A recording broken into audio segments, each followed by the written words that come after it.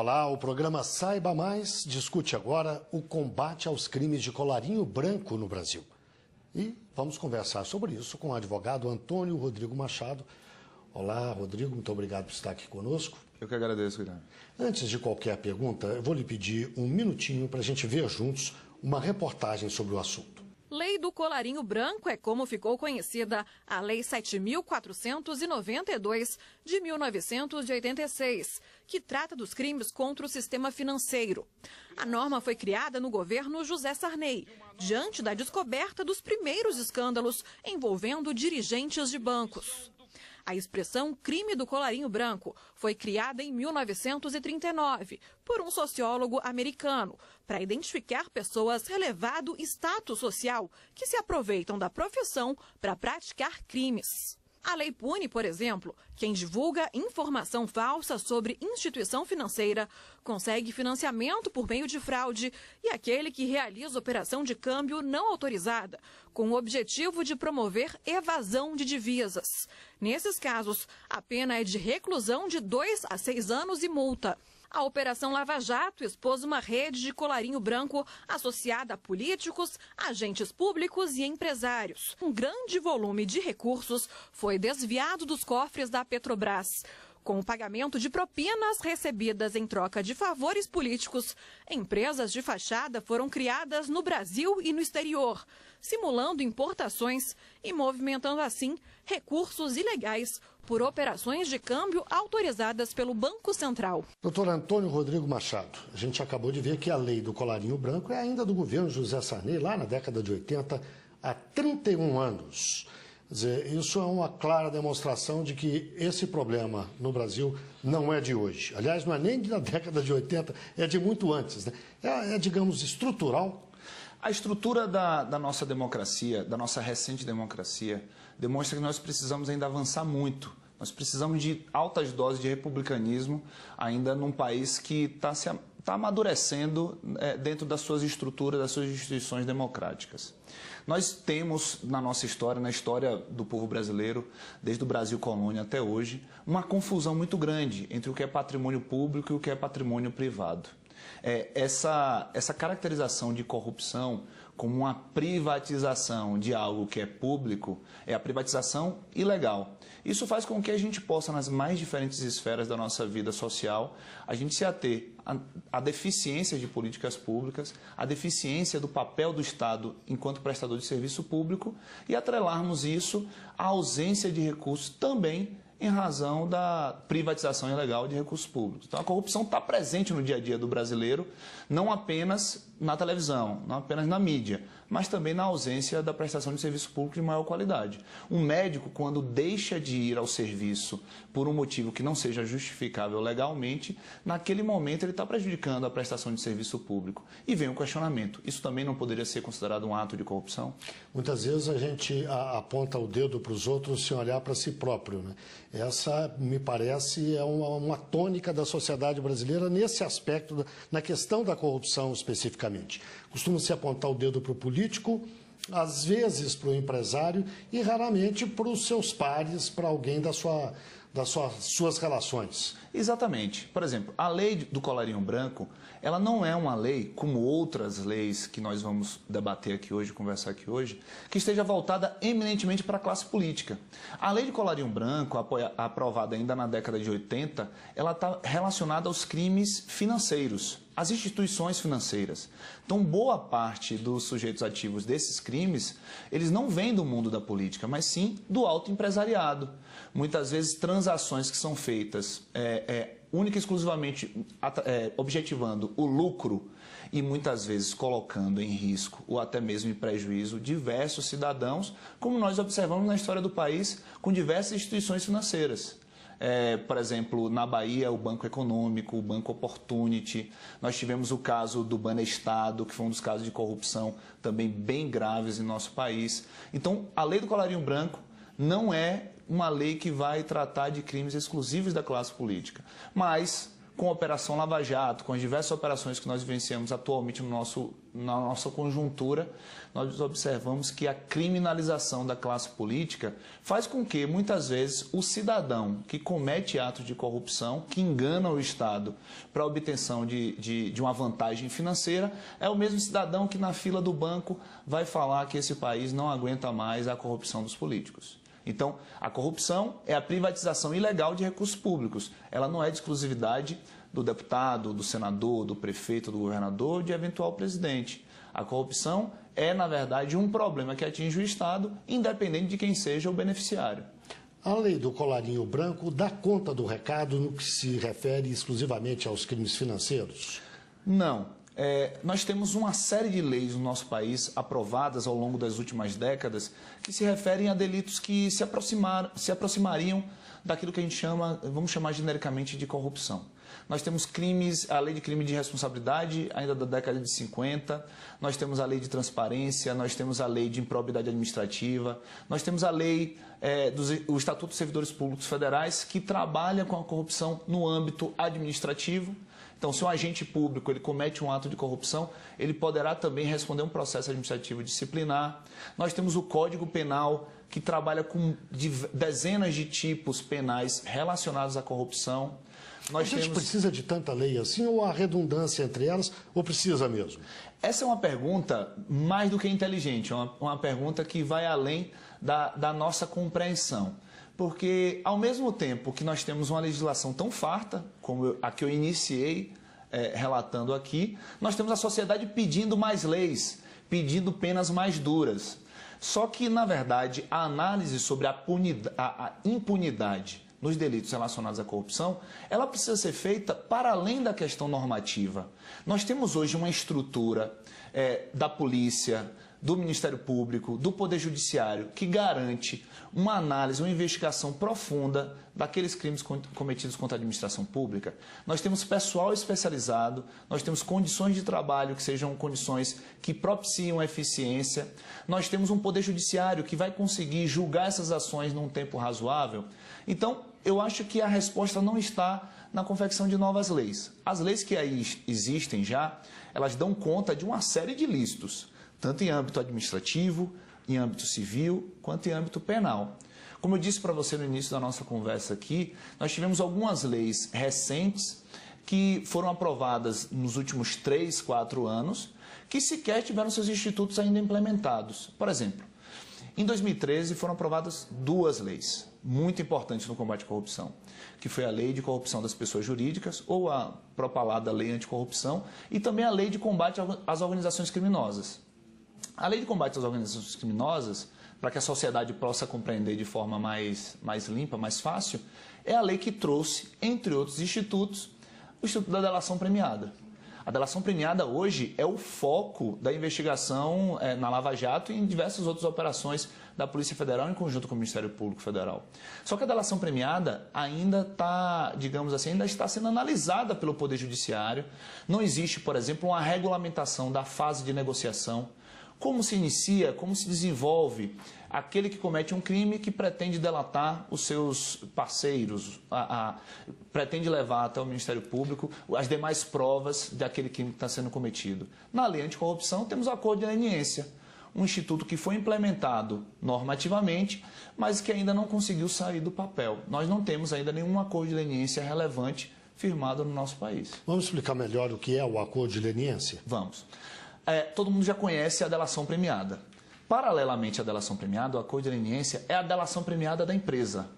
Então, por exemplo, você tem, deixar claro, quem faz a delação premiada, ou a colaboração premiada, como o nome técnico exposto na lei está definido, quem faz a colaboração premiada é quem comete um crime e diz, eu confesso que cometi um crime e vou delatar os demais participantes. Ao contrário do que muitas vezes se engana, aquele que faz a delação premiada não pode ser nunca caracterizado como um herói. Ele é alguém que cometeu o crime, diz que cometeu o crime e está delatando os outros com o objetivo de ter uma redução da pena. O acordo de leniência é a delação premiada agora feita pela empresa. A lei anticorrupção, pessoa jurídica.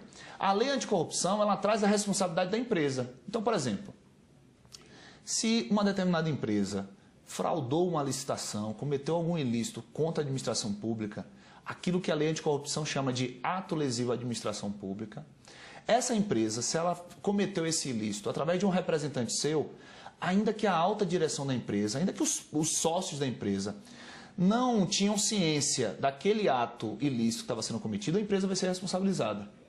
Então, assim, mesmo que um representante da empresa tenha cometido esse ilícito, sem o conhecimento da alta direção da empresa, a empresa vai responder objetivamente. O que é que significa isso? Independente de demonstrar que ela teve culpa ou não na realização daquele ato ilegal, ela vai ser responsabilizada. Então, a empresa, ciente dessa infração, ela busca o Ministério Público, ou ela busca, no caso federal, a CGU, e ela vai dizer, olha, foi cometido um ato ilícito aqui, eu quero pagar pelo ilícito que foi cometido, mas eu quero apresentar para vocês todas as provas, eu quero seguir a minha vida aqui, quero que vocês reconheçam a minha boa-fé em prestar essas informações a vocês. Então, delação premiada, pessoa física confessa que cometeu um crime e delata os demais participantes. A cor de leniência é a delação premiada da pessoa jurídica, que tem uma série de implicações também. Falando sobre a delação ou colaboração premiada, críticos desse processo que a gente vive neste momento dizem que essas colaborações ou delações estariam desvirtuadas do princípio básico, que seria aquele que exigiria uma certa espontaneidade, uma atitude voluntária e não uma coação ou coerção que teria acontecido em alguns casos. Como é que o senhor analisa isso? Nós temos hoje no Brasil, e o próprio Supremo Tribunal Federal já vem dando algumas decisões nesse mesmo sentido, nós vivenciamos hoje no país um uso exacerbado, desproporcional, da chamada prisão preventiva. A prisão preventiva ela pode ser decretada em diversas situações, onde, por exemplo, aquele acusado do cometimento de um crime, ele está coagindo, ele está buscando fazer com que as testemunhas não vão até a investigação criminal para prestar seus depoimentos. Se o acusado está pensando em sair do país, se o acusado ele continua cometendo crimes, são situações relevantes para decretar a prisão preventiva. O que muitos críticos colocam é que a prisão preventiva vem sendo utilizada para algo que não está exposto na lei. É fazer com que a pessoa faça a delação premiada. Então, utilizar a prisão preventiva para fins outros distintos da lei, com o objetivo de obtenção da delação premiada, tem sido algo bastante criticado por parte do mundo jurídico, por parte da academia, por parte de críticos desses que defendem, na verdade, a prisão preventiva de forma mais alargada. E sim, o Ministério Público tem um entendimento muito mais nessa linha, é a acusação, para eles isso tem sido algo benéfico. Para a defesa, isso não tem sido algo benéfico, porque muitas vezes se observa que aqueles delatores, eles, para obtenção de uma pena menor ou para obtenção de outras vantagens processuais e até mesmo processuais penais, eles decidem falar aquilo que a acusação quer dizer. Não necessariamente a verdade? Não necessariamente a verdade. Delação premiada, e é importante deixar isso bem claro para o nosso telespectador, a delação premiada não pode servir como única prova para uma condenação. Qualquer afirmação de alguém que faz a colaboração, mais tarde, tem que ser comprovada. Tem que ser comprovada. Mediante documentos. Provas outras, até mesmo outras provas testemunhais. Precisam de dados que somente o caso concreto vai levar o magistrado a definir se, diante da instrução probatória que foi feita, incluindo aí a delação premiada, dá para se comprovar que aquele delito ocorreu e que aquela pessoa é de fato culpada. O que nós observamos, e em tempos, digamos assim, de criminalização da política como atualmente se vive, uma criminalização que eu considero desproporcional, desarrazoada, porque muitas vezes você pode colocar na figura de condenado alguém que sequer foi julgado. Então, na análise do caso concreto, nós sabemos que o Poder Judiciário, com parcimônia, com racionalidade, vai poder se ater a todas essas provas e vai poder analisar se de fato aquele delator, ao contrário do que ele disse na sua negociação com o Ministério Público, ele trouxe ao processo elementos que de fato são comprovados por outros indícios, por outras provas, com documentos, com provas testemunhais, com relatórios bancários. Então, por exemplo, se um delator ele diz que depositou numa conta na Suíça um valor X de dinheiro em benefício de um determinado acusado, isso fica fácil de ser comprovado. As autoridades suíças podem ser questionadas, demonstra-se no papel se foi ou não foi. Está bem claro que assim, as autoridades responsáveis pela investigação criminal de diversos países vêm montando uma rede transnacional de colaboração. Então, assim, documentos como esse que eu acabei de citar podem ser comprovados, devem ser comprovados. Não bastará apenas a afirmação de um delator, alguém que cometeu um crime. Eu gosto sempre de citar isso, de reafirmar isso, Guilherme, pelo seguinte aspecto: muitas vezes, aquele que faz uma delação, ele pode ser caracterizado dentro desse embate político que eu acho pernicioso, eu acho negativo, como um herói, como alguém que está fazendo um bem. E me causa bastante estranheza pensar que alguém que delatou outro alguém, mesmo esse alguém tendo cometido um crime, vai devolver 100 milhões de uma conta que ele tinha. Alguém que tinha 100 milhões oriundos de corrupção é alguém que eu vou sempre olhar com muita desconfiança acerca da veracidade e da boa-fé das suas palavras. Em caso de mentira do delator, tudo aquilo que ele negociou com o Ministério Público, em termos de vantagens, redução de pena, cai por terra. Cai por terra, e tudo aquilo que ele se utilizou com finalidades outras fora da verdade poderá ser utilizado contra ele. Então, assim, um delator, quando ele não cumpre as cláusulas definidas no termo de colaboração premiada, o prejuízo para ele também é gritante. O país vai ter que se debruçar sobre um assunto, e eu digo assim, institutos novos, que a priori nós enxergamos muitas vezes só questões benéficas, poderão ter também críticas sendo feitas acerca da sua implementação na realidade. Então, por exemplo, nós observamos a imprensa quando começou a investigar os benefícios que foram otorgados a algum desses delatores. Então, muitas vezes vai chocar como alguém que cometeu ato de corrupção durante tantos anos, que se locupletou de dinheiro público em quantias bastante vultosas, agora cumpre penas muito mais leves do que outros delitos de baixo potencial lesivo, por exemplo, né? Alguém que comete um furto, alguém que pratica um roubo, alguém que pratica outro crime qualquer, tem uma pena, muitas vezes uma pena em regime fechado, em detrimento de pessoas que passaram vidas de corrupção, fizeram a delação premiada e nem sequer passaram um dia na cadeia. Ou seja, quem colabora merece a redução de pena, mas não num patamar, num nível que descaracterize completamente a punição.